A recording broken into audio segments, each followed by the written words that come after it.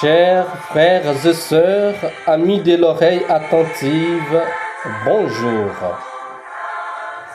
Après un temps de silence, dû à des raisons tout à fait personnelles, nous voici revenir sur notre plateforme afin de continuer nos réflexions journalières. Aujourd'hui, l'Église universelle célèbre le 24e dimanche du temps ordinaire, année liturgique A.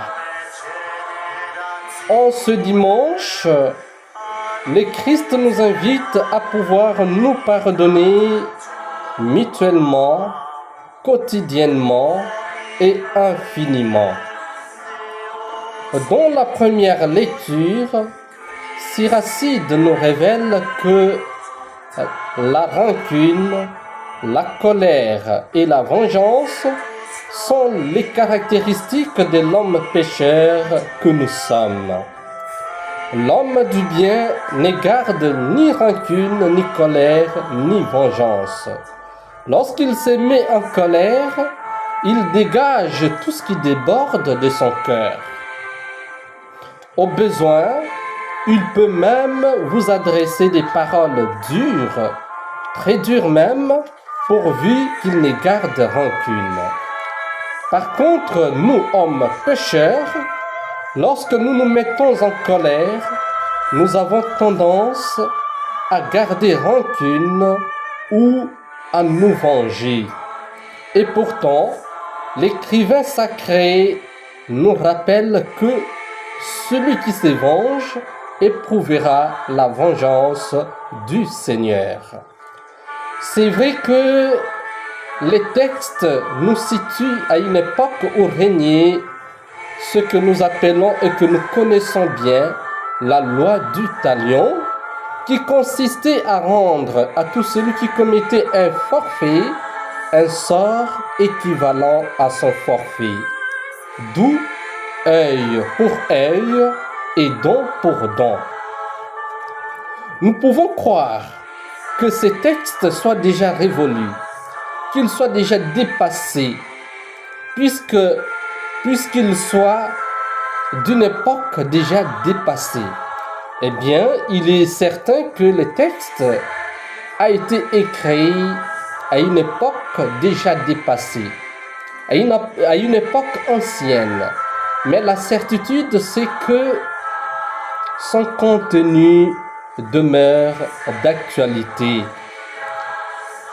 Car nous sommes à un temps où la colère, la vengeance et la rancune prennent place, s'installent. Nous sommes dans une société de colère, dans une société de rancune, dans une société de vengeance. Et parfois même, nous sommes tentés à faire au-delà de ce qui se faisait jadis. Si jadis il était question d'œil pour œil, eh bien actuellement nous sommes passés d'œil pour œil à tête pour œil. Tu me crèves l'œil, eh bien moi je te coupe la tête. Tu ne me fais rien, moi je te gifle. Si toi tu me gifles, eh bien moi je vais te poignarder. Tu oses me poignarder, je vais te couper la tête. Tu m'engages dans une entreprise où toi tu travailles, je vais lutter pour prendre ta place.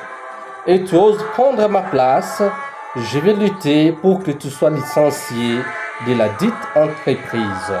Et donc, nous passons de bien en mal et de mal en pire. Telles sont les caractéristiques de notre société. Mais nous qui entendons cette vidéo, nous qui entendons cette parole, nous sommes écoutés, nous sommes invités plutôt à être un défi pour notre société, à ne pas nous laisser traîner par ces présentes caractéristiques, mais plutôt à y prouver une résistance, pourvu que, au lieu que nous nous laissons emporter, traîner par ces présentes, que nous luttons contre ces présentes caractéristiques.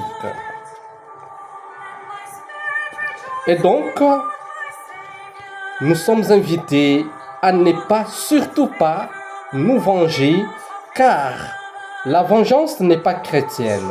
Et parfois même, elle nous détruit nous-mêmes.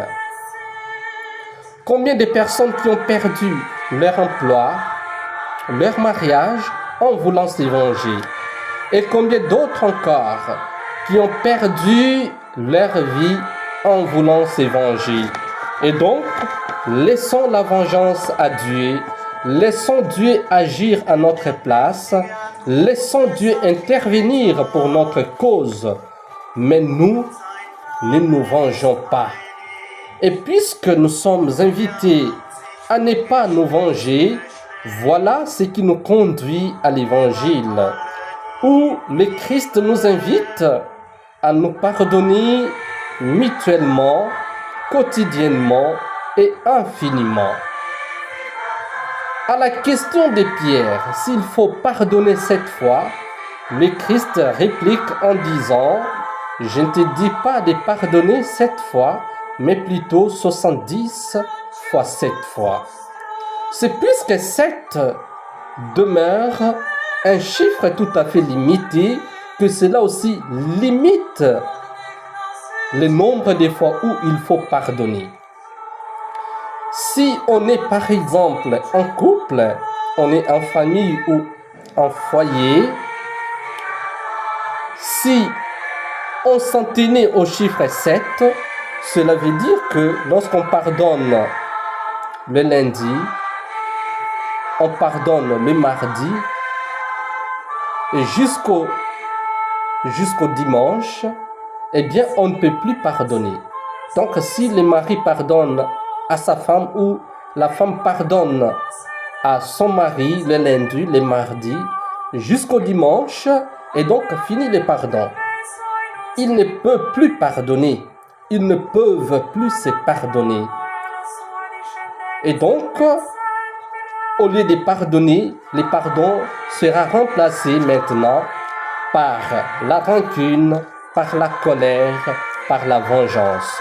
Et imaginons-nous quel type de famille formerons-nous où le pardon n'existe pas. Et donc, tous. Et voilà pourquoi le Christ dira qu'il faut pardonner 70 fois 7 fois.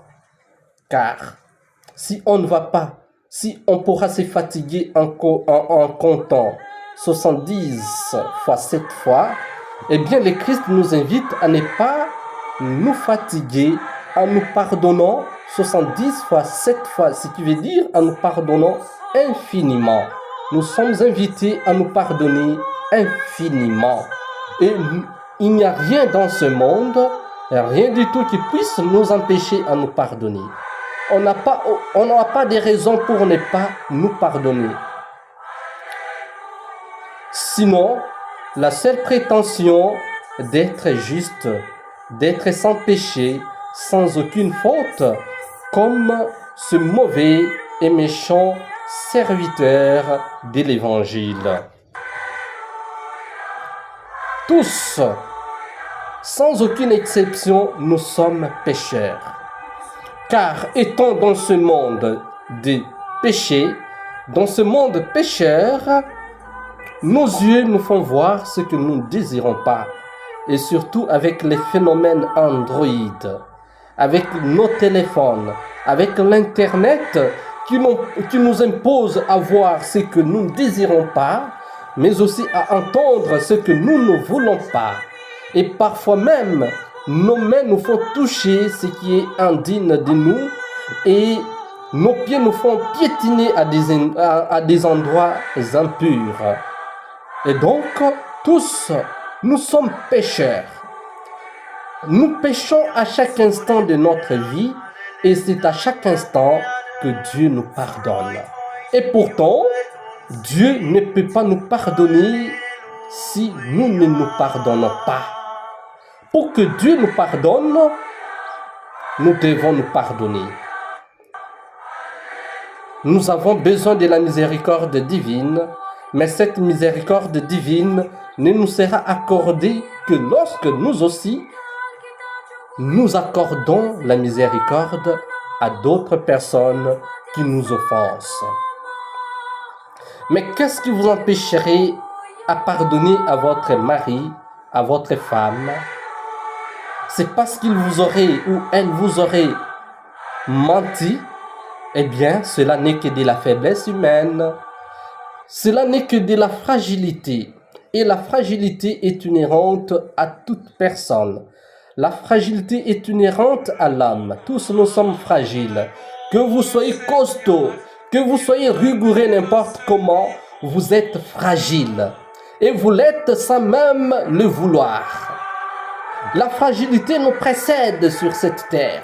Avant même que nous soyons nés, eh bien, pendant que nous sommes même dans le ventre de nos mères, nos parents savent déjà que le monsieur, la dame qui va naître, sera doté de fragilité parce qu'il sera humain, elle sera humaine. Et donc, comprenons-nous, reconnaissons la fragilité en nous, de même reconnaissons-la aussi en d'autres personnes.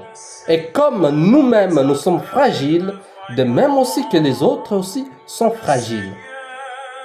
Mais qu'est-ce qui vous empêcherait à pardonner à votre ami? C'est parce qu'il aurait regardé avec un œil insistant, avec un regard insistant, votre copain, votre fiancé, votre copine. Eh bien, cela ne sont que des choses qui passent. Hein? Mais qu'est-ce qui vous empêcherait à pardonner à votre collègue de service? C'est parce qu'il vous aurait accusé, c'est parce qu'il vous aurait fait du mal. Mais justement, c'est pour cela qu'il faut lui pardonner. C'est parce qu'il vous a voulu du mal, c'est parce qu'il vous a fait du mal. Puisque s'il ne vous a rien fait du mal, vous n'aurez pas non plus besoin de lui pardonner. Si quelqu'un vous demande pardon sans qu'il vous ait fait du mal, eh bien, vous allez les traiter de fous, des malades mentaux.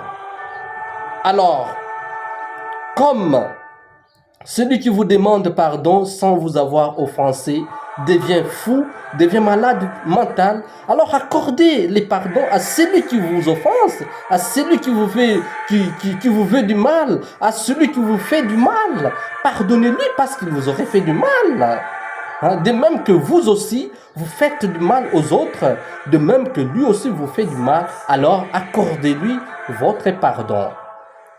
Ainsi, il y a deux phrases, deux petites phrases qui ne coûtent absolument rien. Je te pardonne. Pardonne-moi et je te pardonne. Ce sont là deux phrases qui ne coûtent rien pour les prononcer. Ça ne demande pas de l'argent, ça ne demande pas de l'or, moins encore d'efforts, sinon la seule volonté. Ces deux phrases ne coûtent rien, mais elles sont porteuses de grands biens dans nos différentes relations. Elles améliorent nos relations. Elles nous épargnent des incompréhensions. Elles nous épargnent des conflits. Elles installent au sein de nos relations une paix véritable. D'où il est important, quand on est en famille, avant de se rendre au lit, de se dire « Mon mari pardonne-moi » et « Ma femme pardonne-moi » et « Je te pardonne ». De même au travail, avant de se séparer, il est important aussi que l'on se dise « Pardonne-moi et je te pardonne ». Et même entre amis, il est important aussi qu'on se le dise. Pardonne-moi et je te pardonne. Car nos gestes, nos paroles, nos regards et voire même nos sourires indisposent les autres, offensent les autres sans que nous ne les voulions. D'où, c'est les dire, prononcer ces deux petites phrases garantirait la paix véritable au sein de nos relations. Ainsi, chers frères et sœurs, demandons à Dieu la grâce de lui laisser à lui seul la vengeance pour nous pardonner mutuellement, quotidiennement et infiniment. Le Seigneur soit avec vous.